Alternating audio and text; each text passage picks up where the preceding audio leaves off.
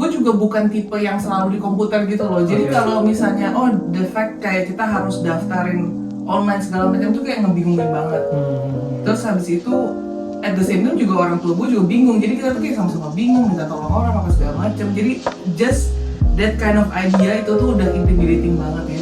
Di Singapura, jadi guru-guru gue kebetulan emang kebanyakan yang dari UK gitu. Oke, jadi lebih ke British berarti ya? Iya, gue tuh merasa waktu itu kayak gue tuh di-expect untuk masuk bisnis, finance, segala macam. Dan kayak misalnya tiap kali ketemu temennya gimana, bokap gue udah kayak, ini anak gue nih bakal masuk NUS, gini. Jadi gue udah kayak, aduh, berarti gue harus nih gitu. Jadi kan agak ini ya, agak beban gitu. Oke, balik lagi di channel YouTube gua di Kurniawan Celemong. Nah, tapi di YouTube gua kali ini agak beda nih teman-teman, karena kali ini gua mau nyobain podcast ala-ala gitu bersama dengan temen gua di sini. Jadi podcast ini tuh temanya tuh lebih ke cerita orang Indonesia di luar negeri. Nah, jadi untuk nama podcastnya belum ada yang fix. Tapi temanya yang gue bilang tadi, pengen yang diangkat tuh tema orang Indonesia di luar negeri. Nah ini sekarang gue udah sama teman gue. Itu gue jadi kepikiran intro. Hah? Apaan? Kurni, I want apa? I want to know you. That's a good one. Kurang aja. I want to know you. Jangan. Yaudah. Ini di-cut ya kan? Enggak. Kan biar natural gitu anjir. Kita ada penonton loh. Iya. Kita ada penonton luar biasa. Iya, penonton. Thank you. Dia penonton pertama podcast kita. Nah, jadi kita seperti gue bilang tadi kan kita lebih mau ngobrolin tentang gimana sih perjalanan orang Indonesia di luar negeri, mau di negara apapun itu. Nah, kalau di sini kan sekarang kita nih konteksnya di Perancis. Jadi gue mau ngobrol-ngobrol sama teman gue Jessica. Dia dari Indonesia juga, sampai akhirnya berpetualang di luar negeri dan akhirnya menetap di Perancis, ya kan. Nah, gue sekarang yang pengen gue tanyain, ini pertama, lo asalnya dari mana nih, Jess? Gue asalnya dari Samarinda. Oke, lo asalnya dari Samarinda, Kalimantan Timur. Itu dari lahir lo di sana berarti ya? Dari lahir sampai SMA di situ. Dari lahir sampai SMA di Samarinda. Tapi ya sebenarnya masih kampung juga sih, jadi kayak ya dari Samarinda. Oke, keluarga semua berarti di Samarinda semua ya? Keluarga semua di Samarinda. Sempet sih adik-adik gue sekolah kayak pindah ke Jakarta, lanjutin sekolah. Tapi gue nyelesain SMA-nya sampai Samarinda, sampai selesai di Samarinda. Oke, sampai Samarinda. Terus dari SMA mau kuliah lo kemana nih langsung tuh? Jadi waktu itu sebenarnya dari awal bokap gue udah kayak nawarin mau nggak ke Amrik. Tapi berhubung karena gue dari Samarinda, kayak bahasa Inggrisnya kurang banget ya kan. Jadi kayak rada, aduh takut banget kalau keluar negeri yang jauh banget terus harus ngomong bahasa Inggris. Jadi gue pikir, udahlah di Singapura aja, atau bahkan even waktu itu sempet berpikir apa di Jakarta aja ya gitu. Cuman karena gue juga mikirnya kalau bukan karena sekolah, kan kita belum tentu keluar negeri gitu loh. Betul. Jadi akhirnya ya udah ke Singapura dulu aja. Walaupun sebenarnya awal-awal tuh gue apa ya kayak ekspektasi dari keluarga orang tua terutama bokap gue ya maunya gue ambilnya bisnis apa sih finance gitu-gitu. Jadi di pushnya tuh lebih ke NUS, SMU yang ngehits sih sana yang gitu-gitu. Top university di Singapura. Sedangkan gue ini orang kampung yang mau daftar juga waktu itu masih kayaknya bingung banget karena waktu itu tahun berapa ya berarti ya 2011 nggak sih? Kayaknya we are not as advanced in term of gadget gitu loh. Jadi kayak masih BlackBerry nggak salah waktu itu ya? Iya. Ada iPhone waktu itu. Belum nggak tahu gue lupa deh. Tapi yang pasti gue apalagi baru lulus SMA, belum lulus tapi kayak gue juga bukan tipe yang selalu di komputer gitu loh. Jadi kalau misalnya the fact kayak kita harus daftarin online segala macam tuh kayak ngebingungin banget. Terus habis itu at the same time juga orang tua gue juga bingung, jadi kita tuh kayak sama-sama bingung, minta tolong orang apa segala macam. Jadi just that kind of idea itu tuh udah intimidating banget gitu. Jadi akhirnya gue ya udahlah kursus bahasa Inggris dulu. Walaupun sebenarnya gue dari kecil tuh sebenarnya selalu kursus bahasa Inggris. Gue nggak tahu di berapa banyak guru bahasa Inggris gue, tapi entah kenapa kayaknya emang mungkin gue nggak terlalu apa ya good at English gitu. Jadi atau bahasa in general, jadi akhirnya nggak masuk aja gitu, gimana ya? Terus itu berarti lo kursus bahasa Inggris setelah SMA itu intensif gitu? Intensif. Karena tadinya gue nggak ada plan untuk sekolah di tempat lain lagi. Gue pikir ya udah di Singapura aja. Nah sedangkan di Singapura itu gue nggak tahu sekarang ya, tapi kalau dulu dia itu intake-nya atau kayak masuk tahun pembelajarannya itu tuh setahun sekali. Jadi dia nggak ada yang kayak tengah-tengah nggak ada. Sedangkan kalau nggak salah di Amerika sama di Eropa kan bisa masuk yang semester kapan aja gitu. Nah kalau di Singapura tuh setahu gue setahun sekali. Jadi kalau misalnya gue waktu itu gue mau nggak mau ambil yang hampir setahun kayak 8 bulan lebih lah kursus Inggris intensif. Itu privat berarti? Bukan, kayak apa ya, kayak ya kursus tempat bahasa Inggris yang kayak banyak levelnya, banyak ketemu orang-orang lain juga gitu. Which is menurut gue sangat membantu sih, karena ya lu mau nggak mau jadi push untuk kayak ngumpul sama orang-orang baru, tapi juga teman-teman yang tujuannya sama gitu, yang sama-sama nggak bisa ngomong bahasa Inggris juga, maksudnya bisa tapi kayak orang-orang yang baru juga, gitu. Dan itu kayak apa ya, bagus juga untuk ibaratnya melatih, karena kan harus adaptasi di lingkungan baru kan, apalagi saat itu sih kayaknya merasa udah gede gitu, udah kayak 17 tahun waktu itu gue 17 tahun, tapi kalau dipikir-pikir sekarang ya ampun bocah banget gitu, kok bisa ya sampai melalang buana gitu loh. Terus itu berarti lesnya sama native atau sama orang Indonesia untuk yang bahasa Inggrisnya bagus atau gimana? Waktu itu boleh nyebut brand nggak ya? Tempat selalu jangan tahu. Selalu. Waktu itu gue kursusnya itu di British Council. British Council, Di Indo ada juga nggak sih? Ada. Di Indo ada British Council, di Jakarta juga ada kok. Iya kan. Nah itu di Singapura. Jadi guru-guru gue kebetulan emang kebanyakan yang dari UK gitu. Jadi lebih ke British berarti ya? Iya, tapi nggak, maksudnya nggak kental-kental banget sih, cuman ya certain apa ya kayak pronunciation gitu-gitu aja yang mungkin agak beda sama American English kan, tapi kan nggak jauh banget. Apalagi kita di Singapura yang aksennya kental banget, dan kita orang gitu ya. Iya, dan kita orang Indonesia kan sangat ini nggak sih, kayak gampang banget terbawa kan dengan aksen Singaporean, karena kan kita juga ada aksen Melayunya kan. Betul. Jadi kayak gue inget banget selama belajar bahasa Inggris itu, guru-guru gue tuh kayak bener-bener ini kayak ngingetin berkali-kali yang kayak ayo jangan Singlish ya, jangan maksudnya pronounce yang benar gitu. Cannot like combine Indonesian with English gitu ya. Jadi dia kayak lebih encourage, ayo everything is gonna be in English gitu ya. Tapi sebenarnya yang nggak apa-apa ya kalau maksudnya Singlish is a beautiful accent too, I think. Tapi kayak since karena kita di British Council, jadi kayak mereka bener-bener kayak yo yang ini belajarnya ikutin cara mereka gitu. Tapi ya at the end ya. Tapi pada saat itu di Samarinda emang cuma ada British Council atau? Enggak, gue di Singapura. Ini udah Singapura berarti.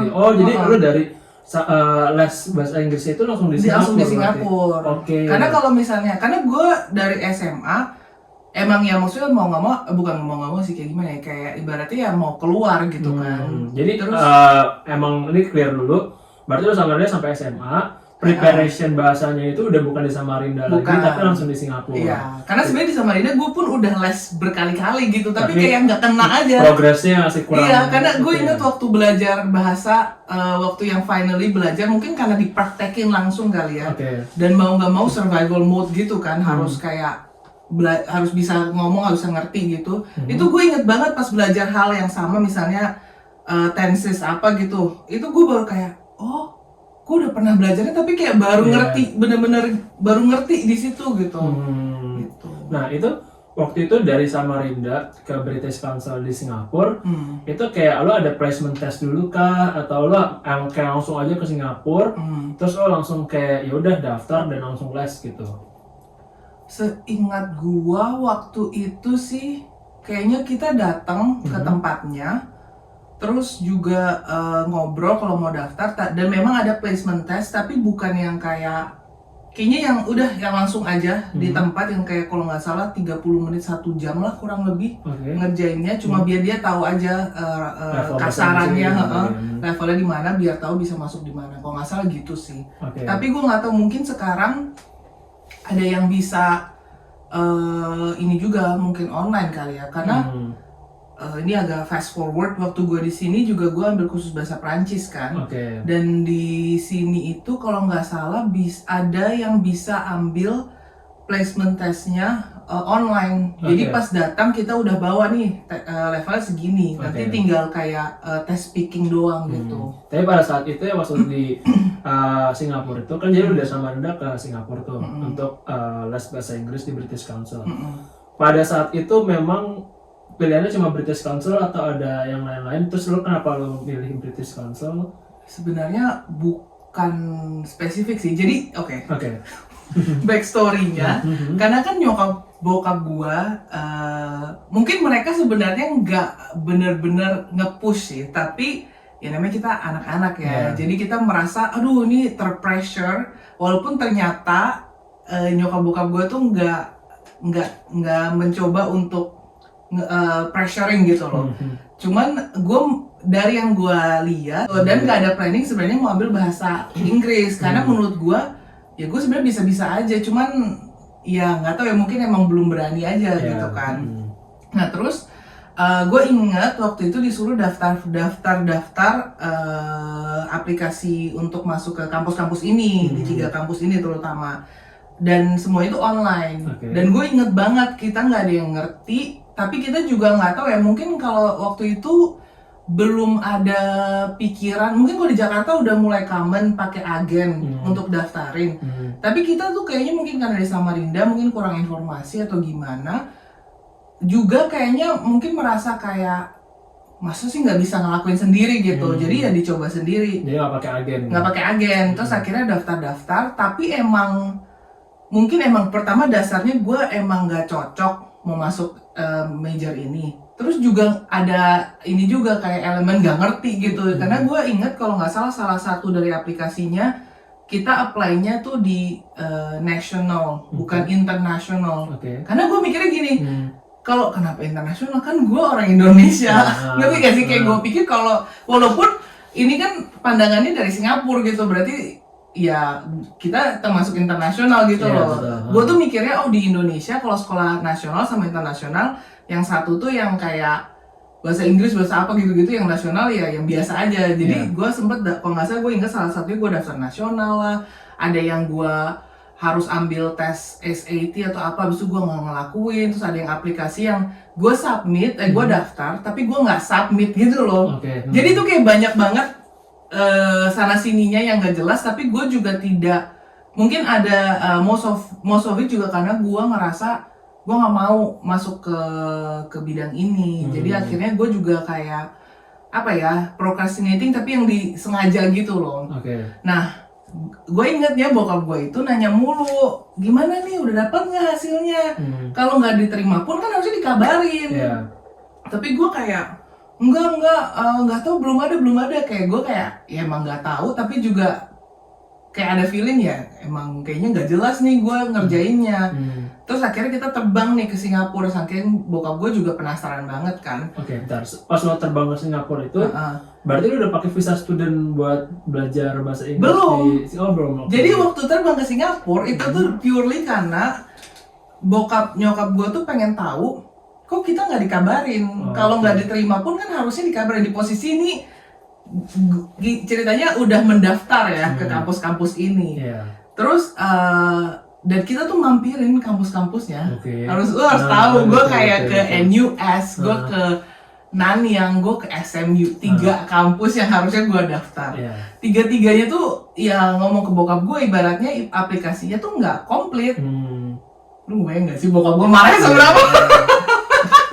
Nggak komplit itu dari segi misalnya kayak ada yang satu salah daftar, yang kayak harusnya gue kan international student, gue daftarnya nasional. Ada satu yang harusnya harus butuh SAT gitu, kayak terus gue nggak submit.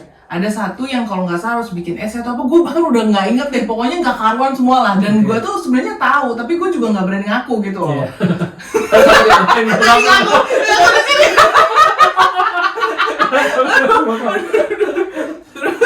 terus habis itu akhirnya bokap gue, dan ini tuh ibaratnya lu bayangin ya, kayak bokap gue juga nggak gitu bisa ngomong bahasa Inggris, gue juga nggak gitu bisa ngomong bahasa Inggris. Gue lupa kalau nggak salah waktu itu ada temen bokap gue yang nemenin gitu, jadi dia yang men-translate aja ya, kayak ya ini tuh gini gitu. Terus gue pura-pura kayak gitu ya, kayak tapi sebenarnya emang nggak beres aja. Akhirnya setelah itu bokap gue jadi kayak, jadi apa nih? Karena semua aplikasi udah tutup. Maksudnya kalau buka pun kayaknya gue butuh SAT segala macam tuh kayak, aduh kayak nggak mungkin banget tuh, kan butuh preparasi yang lama kan.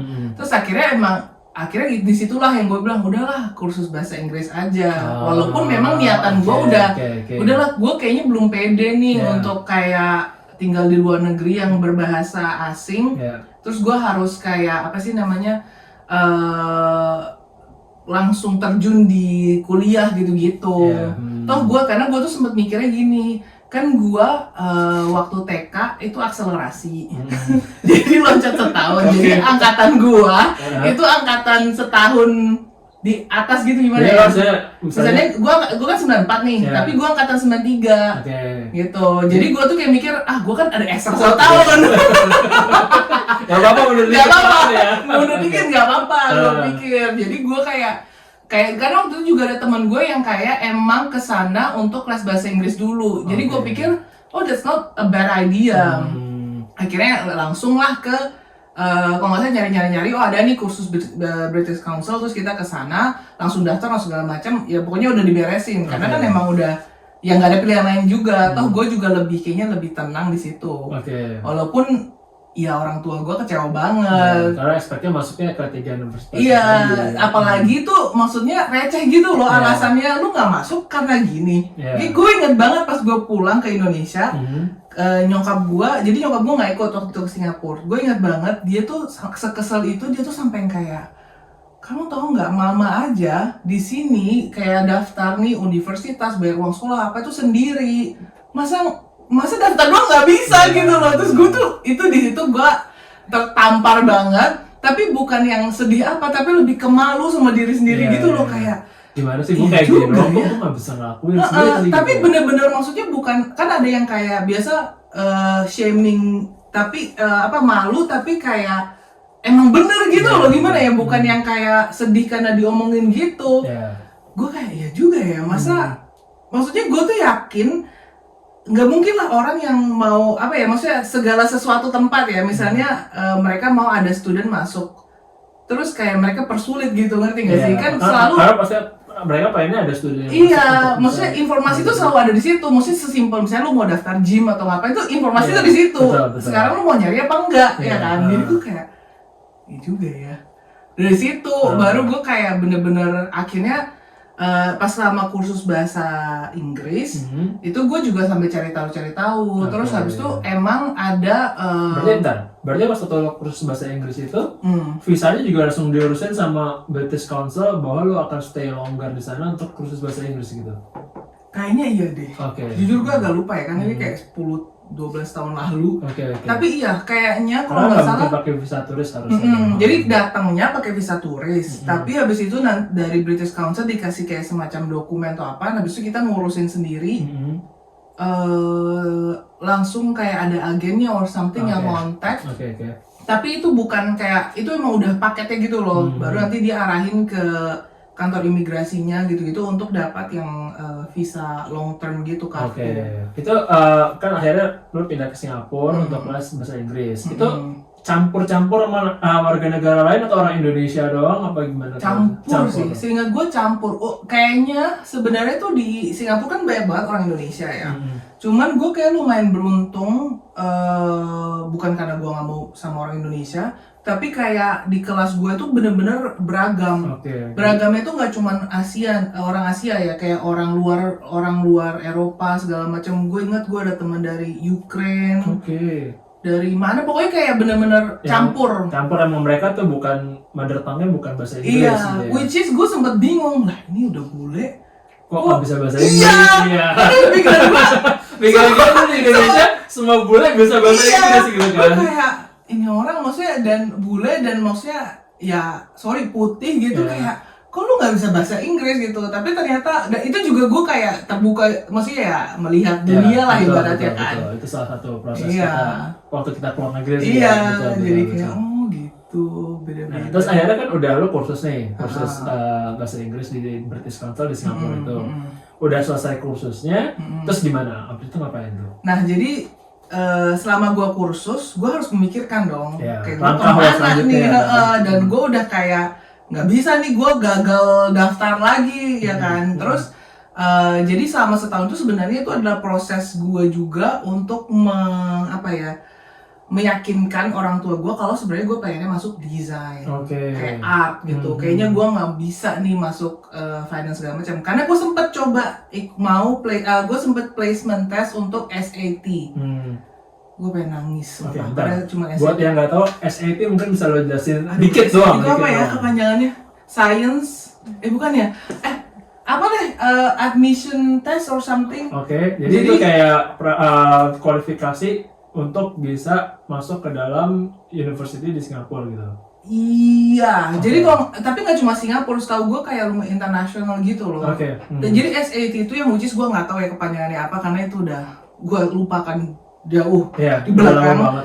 Itu kalau nggak salah something admission test atau apa. Jadi siapapun bisa ambil tes ini, kursus atau tes, dan bisa dibawa kemanapun, kayak misalnya kayak TOEFL atau apa sih? SAT ini sebenarnya lebih ke hitung-hitungan matematika atau kayak? Seingat gua ada matematik, ada bahasa Inggris ya. Pokoknya ada matematik, ada fisika or something like that gitu deh. Jadi benar-benar kayak komplit mungkin gitu. Dari tes itu mau dilihat bagaimana cara logika lo berpikir dengan matematika dan fisika itu sebelum akhirnya terjun ke dalam dunia finance, ekonomi gitu kali ya? Iya kali ya. Tapi sebenarnya juga itu kayak lebih ke pelajaran-pelajaran SMA kali ya. Tapi ya maksudnya bukan menjelekan ya, tapi gue dari Samarinda yang kayak menurut gue tuh nggak sesusah itu gitu untuk kayak standarnya mungkin masih belum setara sama yang internasional segala macam ya. Jadi lumayan intimidating dan tambah lagi dalam bahasa Inggris. Kita yang bahasa Indonesia aja susah gitu kan. Dan maksudnya kayak misalnya contohnya tes-tes kayak TOEFL, TOEIC, SAT segala macam itu tuh biasa soal-soalnya tuh kan nggak cuma kayak soal matematika udah gitu doang. Biasa tuh kayak setahu gue tuh ada teknik-tekniknya kayak lu harus kursus gimana untuk memecahkan soal-soal ini gitu kan. Jadi itu aja tuh gue udah kayak intimidating sendiri. Iya, udah pusing akhirnya banget. Kan yaudah gue kayaknya nggak cocok sama di jurusan yang. Tapi emang gue juga nggak mau dari awal. Gue tahu dari kecil gue tuh emang suka les gambar segala macam. Jadi gue emang tahu gue mau masuk desain. Akhirnya itu titik balik ya lo mau masuk desain karena lo ngerasa itu lo nggak mau dan lo juga nggak cocok juga. Terus lo suka gambar. Akhirnya lo decide, oke gue kayak ke desain major aja gitu ya? Enggak juga kan, sebenarnya gue dari awal emang pengen desain. Tapi gue berpikir kalau gue itu di-push sama orang tua gue untuk masuk ke finance sama ini karena logikanya dapat kerja lebih baik, lebih gampang gini-gini. Jadi gue memberikan kesempatan karena gue pikir ya juga ya kalau misalnya gue udah kayak misalnya ntar lulus kuliah atau gimana, maksudnya kan nggak cuma sekarang gitu loh. Tapi ternyata kayaknya emang gue nggak cocok, kayak emang gue lebih bidang art aja gitu. Jadi lo decide untuk mau di bidang art.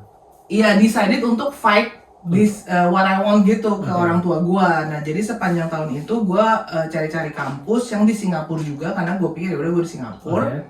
Terus habis itu gue ketemu ada satu namanya LaSalle kampus yang di Indonesia juga ada tapi LaSalle beda. College, ya? Iya, LaSalle College of the Arts I think. Di Indonesia ada juga. Ada tapi beda katanya, kayak cuma namanya aja kebetulan sama. Terus harus bikin portfolio, dan itu gue bikin sendiri semuanya tanpa kasih tau orang tua gue. Karena gue juga kayak gue harus kerja sendiri nih tanpa bantu siapapun untuk membuktikan kalau gue bisa ngerjain daftar sendiri gitu kan. Gue ingatnya gue nggak kasih orang tua gue segala macem. Terus akhirnya bukan keterima sih, kayak lebih ke dipanggil untuk interview atau apa gitu. Baru gue bilang ke nyokap gue kalau ini ada panggilan interview untuk masuk ke sini dan ya Jessie maunya masuk ke sini, maunya art gitu, sampai ya nangis-nangisan gitulah karena gue udah takut banget. Dan nyokap gue pas lihat gitu tuh sempat kayak, loh kenapa nangis? Maksudnya kenapa takut? Kalau memang mau itu nggak apa-apa, pasti kita dukung. Ternyata itu mereka tuh cuma merasa gue tuh kayak bingung mau kemana. Jadi mereka udah arahin ke sini aja, ke bidang bisnis aja. Walaupun sebenarnya gue bingung gara-gara gue merasa gue dikasih signal untuk ke bisnis gitu, ngerti gak sih? Terus gue inget, dan dari situ juga gue inget banget kayak bokap gue, kayaknya mungkin nyokap gue cerita ke bokap gue kayak telepon gitu. Ya kalau Jessie maunya itu nggak apa-apa, tapi harus memang mau, bukan yang kayak karena aja gitu. Itu akhirnya ya itu gue daftar segala macam, ke interview, terus ternyata keterima segala macam. Akhirnya keterima di LaSalle Singapura itu. Keterima. Tapi itu kalau nggak salah gue keterimanya di foundation level dulu. Jadi kayak semacam setahun sebelum preparation gitu kan ibaratnya. Iya, tapi sebenarnya kayak belajar, kayak kuliah, cuman itu kayak mempelajari semua bidang art gitu loh. Kayak generally kayak jadi ada dari 3D, 2D, digital segala macam yang kayak painting sampai fotografi apa pokoknya kayak semua dibabat abis lah gitu sama setahun ini. Gitu. Terus akhirnya ikut foundation itu? Akhirnya gue ikut di tahun pertama di LaSalle gitu. Dan gue senang banget walaupun ya nggak tidur nggak apa, tapi kayak ya karena itu sesuatu yang lo senang. Iya, dan kayak akhirnya tuh gue berhasil nih, gue berhasil ngedaftar. Dan gue juga berhasil kayak meyakinkan, kayak fight for what I want gitu loh. Jadi kayak abisnya udah jalanin. Nah, setelah selesai foundation, lanjut lagi nggak akhirnya di LaSalle situ? Nggak lanjut, karena gue pindah ke Amerika. Gue transfer. Jadi gue transfer ke sana. Emang ada programnya gitu dari sana? Nggak ada. Jadi what's interesting was tiap kali gue kan jadi kita tiap semester itu ada kelasnya beda-beda. Tiap kali masuk kelas guru baru, mereka tuh pasti kan nanya, oh kalian dari mana, sini sana segala macam. Terus selalu pertanyaannya, kenapa kalian pilih LaSalle? Terus habis itu gue yang kayak, ya emangnya kenapa gitu. Terus mereka bilang, gue ingat salah satu guru atau beberapa guru, pokoknya I keep getting this impression, mereka tuh selalu kayak, kalau kalian ada kesempatan kuliah di luar, misalnya di Eropa atau di Kanada atau di Amerika Serikat atau di mana, kenapa nggak diambil? Karena kayaknya bagi mereka di sana itu resourcesnya lebih banyak, in term of resources kayak alat-alat apa gitu, atau misalnya kelas-kelasnya sampai guru-gurunya, dan harusnya sih nggak sesetres di Singapura. Dan kalau dilihat dari secara misalnya finance, harga atau apa, bagi mereka tuh nggak beda jauh karena Singapura juga udah mahal banget. Terus kan gue jadi mikir ya, nggak boleh gitu. Kayak maksudnya bener juga ya, kayak maksudnya karena gue tahu, setahun gue di LaSalle dan semua orang kayak udah tahu sih yang kayak sekolah di Singapura atau impressionnya tuh emang mereka kan it's not about doing your best, but it's about who's going to be the best. Jadi tuh kayak kita misalnya udah kerja segimanapun selalu ada kritik. Dan itu tuh kayak bootcamp banget lah kalau kerja di Singapura ya menurut gue, dan menurut beberapa teman-teman gue yang sempat di sana. Jadi tuh sempat gue tuh mikir, ngapain gue capek-capek di sini, tapi resources di sana lebih bagus. Ini walaupun gue juga nggak tahu ya clearnya apa. Jadi tuh tapi ini tuh kayak gue mikir mulu gitu, kayak ngapain gue udah nggak tidur, nggak ini, nggak apa, ternyata gue bisa mendapatkan kualitas yang sama, bahkan mungkin lebih baik tanpa harus melewati jalur stres, ngerti nggak sih? Iya kan? Terus habis itu gue inget banget, gue ngobrol sama guru kayak wali kelas lah gitu, wali kelas gue. Walaupun gue sempet mikir, balik lagi ke pemikiran gue gitu, kayak kalau misalnya bukan karena sekolah, gue nggak mungkin nih bisa kemana-mana. Betul. Apalagi mungkin sekarang gue udah jauh lebih pede, karena jauh lebih independen. Iya, gue merasa gue bisa hidup sendiri di Singapura, gue bisa bahasa Inggris, gue senang banget ketemu orang-orang baru. Ayo kemana lagi nih? Itu tuh gue jadi yang tadinya gue takut banget, gue jadi langsung kayak ayo kita jalan gitu. Terus akhirnya gue ngobrol sama wali kelas gue. Menurut lu gimana nih, kan apa bagusnya gue kesana aja, kesini kesana gitu, pertanyaan yang sama lah. Terus dia bilang sebenarnya kalau memang lu ada kesempatan, maksudnya orang tua ngedukung segala macam, ada bagusnya lu ya udah pergi aja. Tapi bukan berarti lu harus menyesali atau kayak bukan berarti karena Lasal atau Singapura tuh jelek. Malah menurut dia sangat bagus kalau gue udah punya background di Singapura juga, karena dari pengalaman dia yang kalau nggak salah dia sempat ambil sekolahnya di Singapura, terus masternya di Australia atau di mana. Bagi dia tuh etika kerja itu tuh beda-beda di tiap negara gitu, apalagi tiap benua lah ibaratnya, apalagi dibandingin sama Singapura. Jadi menurut dia orang-orang yang lulus dari Singapura itu ibaratnya tuh pertama tuh disiplinnya pasti oke banget, yang which is kayaknya agak lacking di negara-negara luar lah, apalagi Western kali ya. Karena di sana mungkin lebih santai, the way they approach thing itu lebih kayak ya udahlah gitu, kayak tetap selesai, ibaratnya tetap sampai ke garis finish, tapi kayak nggak beda gitu. Kalau Singapura kan kayak wah, ayo semua gitu, kayak terus sampai kayak udah mau pingsan gitu. Terus gue kayak oh gitu ya, dan dia sempat bilang juga iya kayak ntar kamu apa ya, kayak ibaratnya punya self discipline tuh penting banget, apalagi di bidang desain, art and design gitu. Karena kan bukan kayak matematik atau bukan kayak finance yang kayak A, B, C gitu. Bukan kayak misalnya kayak di lab gitu udah tahu nih dari sini ke sini gitu. Kalau art and design itu kan lebih kayak fluid gitu. Nah kalau lu nggak bisa ibaratnya ngandangin deh atau kayak oke, arahin nih gue maunya kesini. Bahkan as simple as kadang kalau misalnya kita lagi ngelukis, kita tuh juga nggak tahu selesainya how to decide to stop gitu loh.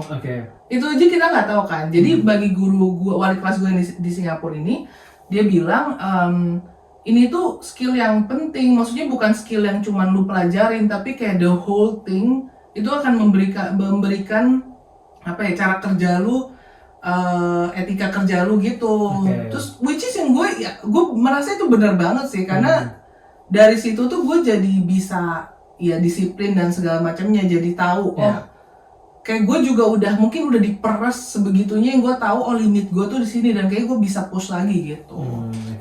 Terus akhirnya setelah konsultasi sama wali kelas lu decide untuk go to the US. Kayaknya salah satunya kenapa akhirnya gue memilih di sekolah di kampus gue di San Francisco, karena dia ada beasiswa. Ternyata di dalam fashion sendiri itu banyak banget penjurusannya kayak lo bilang. Ada fashion design, ada marketing, ada merchandising apa. Di desain sendiri pun ada beda-beda. Ada pertama women's wear atau menswear, cowok atau cewek. Ya kayaknya buat orang-orang tuh kayaknya juga bingung, lu kenapa mau ambil fashion gitu loh. Bahkan kayak sampai ke San Francisco pun gue ingetnya gue juga daftar, gue nggak bilang ke orang tua gue.